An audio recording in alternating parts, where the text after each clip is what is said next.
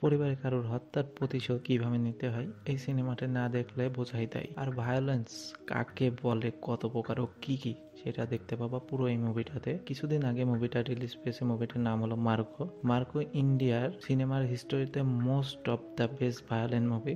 তো আমরা আর বেশি কথা না বলে পুরো গল্পেতে চলে যাই। সিনেমার শুরুতেই দেখা যায় ওয়াসিম নামের একজন মারা গেছে। ওর জানাজায় অনেক মানুষ এসেছে। সেখানে তো ওয়াসিমের এক বন্ধু অন্ধ, সেও আসে। ওর নাম ভিক্টর। জানাজা চলতে থাকলে হঠাৎ একটি গাড়ি আসে। সেই শব্দে ভিক্টর কিছু একটা বুঝতে পারে। আসলে ওয়াসিমের মৃত্যুর সময় ভিক্টর সেখানেই ছিল, কিন্তু সে অন্ধ হওয়ায় খুনি তাকে দেখতে দিয়েছিল। সেই গাড়ি থেকে রাসেল নামের একজন বের হয়। ওর জুতার শব্দ, পারফিউম ইত্যাদি থেকে ভিক্টর বুঝে যায় যে এই ওয়াসিমের খুনি। তারপর বাইরে গিয়ে ওর প্রেমিকা ঈশাকে কল দিয়ে দেখা করতে বলে। জরুরি কিছু কথা বলতে চাই ওর সাথে, কিন্তু রাসেল পরিস্থিতি টের পেয়ে ভিক্টরকে তুলে নেয় গাড়িতে। তারপর এক ওয়ার হাউসে এসে পৌঁছায় ওরা। সেখানে এসেই রাসেল জানায় ওয়াসিমের ভাইয়ের কথা। ওকে মেরেছি আমরা, আর তুই অন্ধ হওয়াই তোকে ছেড়ে দিয়েছিলাম। এখন দেখছি তোকে ছেড়ে দিয়ে ভুল করেছি। এটাই বলেই ভিক্টরকে অ্যাসিডের মধ্যে ডুবাই রাসেল। পাশ থেকে একজন এই দৃশ্যটি ভিডিও করছিল। অ্যাসিডে ভিক্টরের হাড় মাংস সব পুরোপুরি গলে যায়। বাড়িতে আসতেই বাবা রাসেলকে এই কাজের জন্য বকতে থাকে। রাসেলের বাবার নাম টনি। আসলে রাসেল যে ভিক্টরকে মেরেছে সেও জজের ভাই, আর জজ এই এলাকার সবচেয়ে বড় সোনার ব্যবসায়ী। তো কাজটা একদমই ঠিক হয়নি। পরদিনই নদীর পানিতে পাওয়া যায় ভিক্টরের লাশ। পরে ডাক্তাররা জানায় একে হাইড্রোক্লোরিক অ্যাসিডে ডুবিয়ে মারা হয়েছে, এই জন্য শরীরের এত বাজে অবস্থা। পরে ভিক্টরের প্রেমিকা ঈশাকে ডাকা হয় জিজ্ঞাসাবাদের জন্য। তখন সে জানায় শেষবার ভিক্টর আমাকে কল দিয়ে দেখা করতে চেয়েছিল ওর সাথে, কি যেন একটা গুরুত্বপূর্ণ কথা বলছিল, কিন্তু সেটা আর হলো না। আসলে ভিক্টরের মোট 3 ভাই। ভিক্টর ওদের মধ্যে ছোট।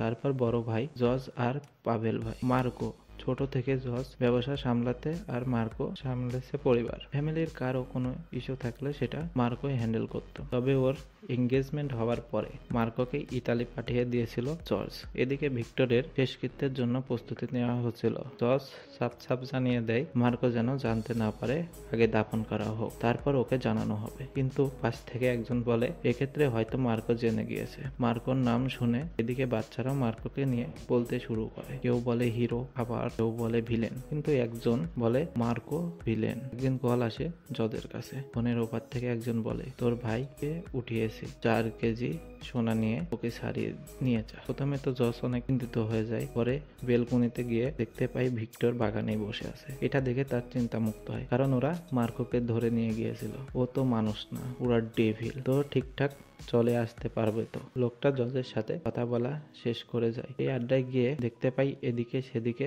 ওর লোক অজ্ঞান হয়ে পড়ে আছে। তখন এন্ট্রি নেয় মার্কো। এক এক করে মারতে শুরু করে আর বলতে থাকে তোরা ভুল মানুষকে তুলে এনেছিস। এক এক করে সবাইকেই মারতে শুরু করে। কিছুক্ষণের মধ্যে সবাইকে মেরে দেয় মার্কো। কিছুক্ষণ আগের কথা, জমি ভাগ করার জন্য বোন অনেক করে বলছিল জজকে, তবে ওরা সাপ বলে দেয় যে মার্কো কোনো ভাগ পাবে না, কারণ সে তো আমাদের রক্তই না। কিন্তু ওদের কথায় একমত হতে পারে না জজ। ভিক্টর এসে জজেরই সাথে সহমত জানায়। মার্কো আমাদের ভাই ছিল, আছে এবং থাকবে, আর জমিটা আমাদের সবার হক সমান। 3 ভাই একজন আরেকজনকে খুব ভালোবাসতো।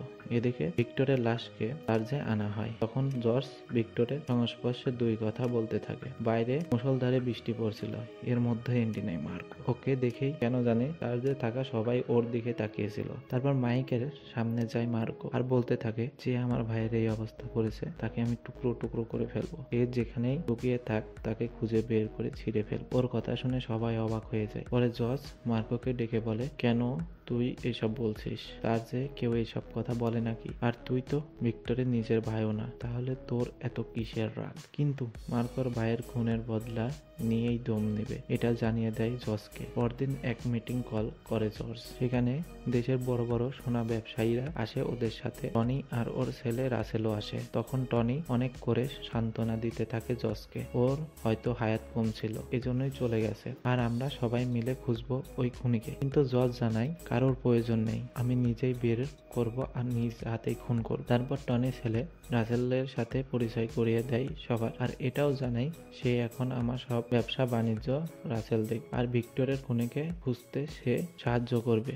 ঠিক তখনই সেখানে মার্গো চলে আসে আর বলে, আমার ভাইকে যে মেরেছে ওকে আমি মৃত্যুর থেকেও ভয়ঙ্কর শাস্তি দেব, যা দেখে সবাই কেঁপে উঠবে। এদিকে পুলিশরাও অনেক খোঁজ করে কোনো প্রমাণই সংগ্রহ করতে পারে না। এই পর্যায়ে টনি সবাইকে সাবধান করতে থাকে মার্গো সম্পর্কে। আমরা জজকে দিয়ে যেভাবে আমাদের দুশ্মন মারছি, মার্গোকে দিয়ে সেটা সম্ভব না। ও অনেক চালাক, যা করতে হবে আমাদের অনেক ভেবেচিন্তে করতে হবে আর মার্গোর সাথে খুব হিসেবে করে কথা বলতে হবে। এই জন্যই মার্গোর ওপর সবসময় নজর রাখার জন্য টনির ছেলেরা পাঠায় ভিতরে খুনিকে খুঁজতে সাহায্য করার জন্য। কিন্তু মার্গো তো এটা জানে না যে যাকে খুঁজছে 24 ঘন্টা সে মার্গোর সাথেই থাকছে আর খুনিকে খোঁজার নাটক করছে। ভিক্টরের খুনি সম্পর্কে খোঁজ করার জন্য মার্গো পুলিশ অফিসারের সাথে কথা বলতে আসে। তখন পুলিশ তাকে জানায় হয়তোবা ওয়াসিম আর ভিক্টরের খুনিরা কোনোভাবে কানেক্টেড। যেদিন ওয়াসিমের জানাজা ছিল সেদিন ভিক্টর পুলিশের সাথে কন্ট্যাক্ট করার চেষ্টা করেছিল। হয়তোবা ওয়াসিমের খুনি ভিক্টরের খুনি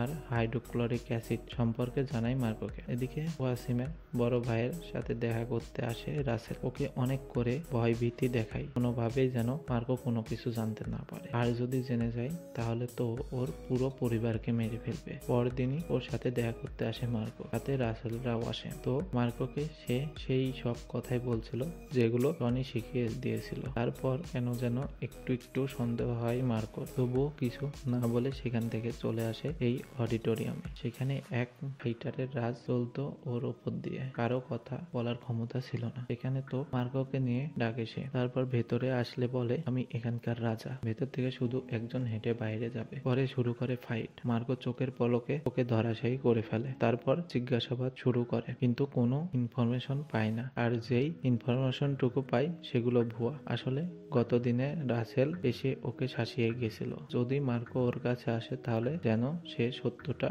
কোনোভাবে জানতে না পারে, আর যদি জানতে পারে তাহলে তুই শেষ। সেও ঠিক তেমনটাই করে।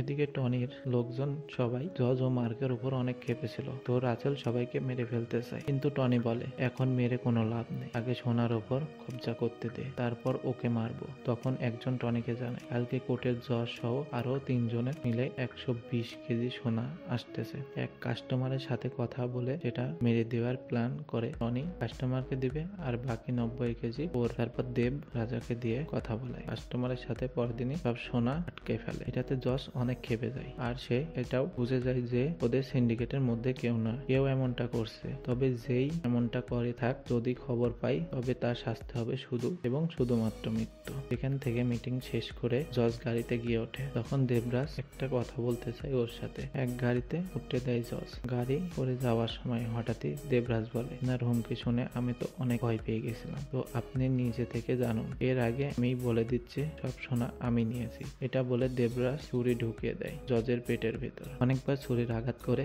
গাড়ি থেকে বের হয় দেবরাজ আর অন্য গাড়িতে গিয়ে চলে যায়। সেখান থেকে কেউ একজন জজকে হাসপাতালে নিয়ে আসে। অবস্থা অনেক খারাপ হলেও বেঁচে যায় জজ। তারপর পরই দেবরাজের সম্পর্কে সবকিছু মার্গোকে জানায় টনি আর অনেক আফসোসও করে জজের জন্য। পরে হাসপাতাল থেকে বের হয়ে গাড়িতে আসে আর গাড়ির মধ্যে বসা ছিল দেবরাজ। ওকে কয়েকটা ঘুষি মেরে বলে, এমন কাজ কেন করছিস তুই বলতো? ডাক্তার বলছে বেঁচে যাবে জজ। সে যদি বেঁচে যায় তাহলে তুই মারা যাবি, তো কিছুদিন তুই আন্ডারগ্রাউন্ড হয়ে যা। এদিকে এক ইউটিউবার পুলিশের কাছে আসে। সে বিভিন্ন জায়গায় গোপন ক্যামেরা দিয়ে বড় বড় ক্রাইম এক্সপোজ করতো। এই জন্য অডিটোরিয়ামের বাইরে একটা ক্যামেরা লাগিয়েছিল। পরে চেক করে দেখতে পাই ওয়াসিমের হত্যার ভিডিও হয়েছে। তখন পুলিশ অফিসাররা সেই প্রমাণ নিয়ে ওর বসকে দেয়, কিন্তু উনি ছিল টনির পালিত কথা। কিছুক্ষণের মধ্যে সবকিছু টনিকে জানিয়ে দেয়। এটা জেনে রাসেল ওই ইউটিউবারকে তুলে এনে মেরে ফেলে। সে কোনো প্রমাণ রাখবে না হত্যার। কিন্তু পুলিশ অফিসারটিকে আগেই বুদ্ধি করে জজের ফ্যামিলি ডাক্তারকে ওই ভিডিওর পেন ড্রাইভ দিয়েছিল।